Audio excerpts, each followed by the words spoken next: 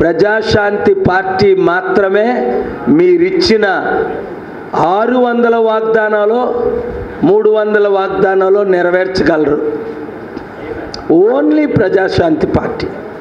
మీరు చేయలేకపోయారు. 15 సంవత్సరాలు 95 నుండి 99 ముఖ్యమంత్రి, 99 నుండి 2004 ముఖ్యమంత్రి, మరల 2014 నుంచి 2019 ముఖ్యమంత్రి. మీరు ముఖ్యమంత్రిగా ఇచ్చిన వాగ్దాల్లో ఒక్కటి నెరవేర్చలేదని మీకు తెలుసు, మీడియా మిత్రులకు తెలుసు, మీడియా ఓనర్స్కి తెలుసు, తెలుగు ప్రజలకు తెలుసు, దేశ ప్రజలకు తెలుసు,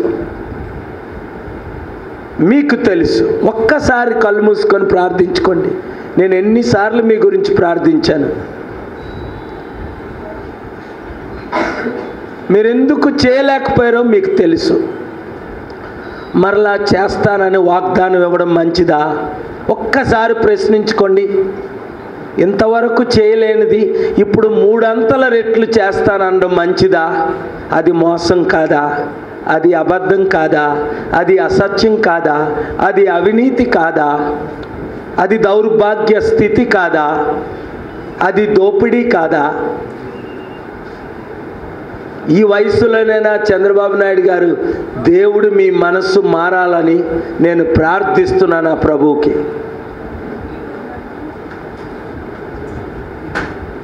ఒక్కసారి నేను ఎన్నిసార్లు మీ కొరకు ప్రార్థించానో ఒక్కసారి గుర్తించండి. మీకు నాకు ఎప్పుడు గొడవలు రాలా.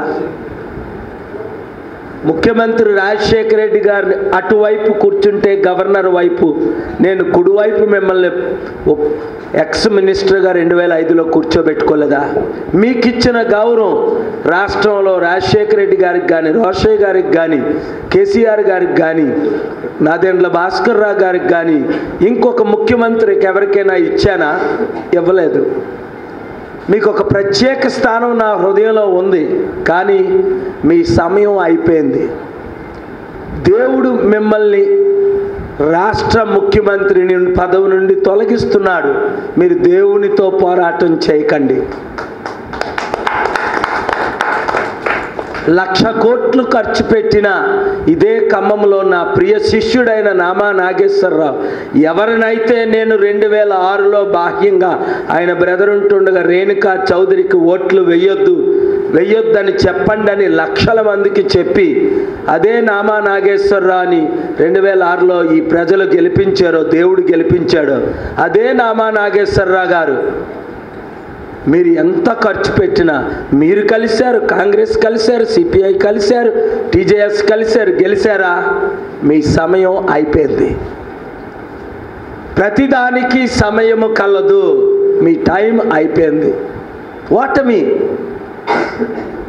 దాని గురించి మీరు ఎందుకు ఇంత డిప్రెస్ అవుతారు? 6 లక్షల కోట్లు దోచుకున్నాం, ఈ ఆస్తి ఏమైపోద్దా అనా? వద్దు. ఆస్తులు పుట్టి మనం ఏమైనా తెచ్చుకున్నావా? చనిపోయినప్పుడు ఏమైనా తీసుకెళ్తావా?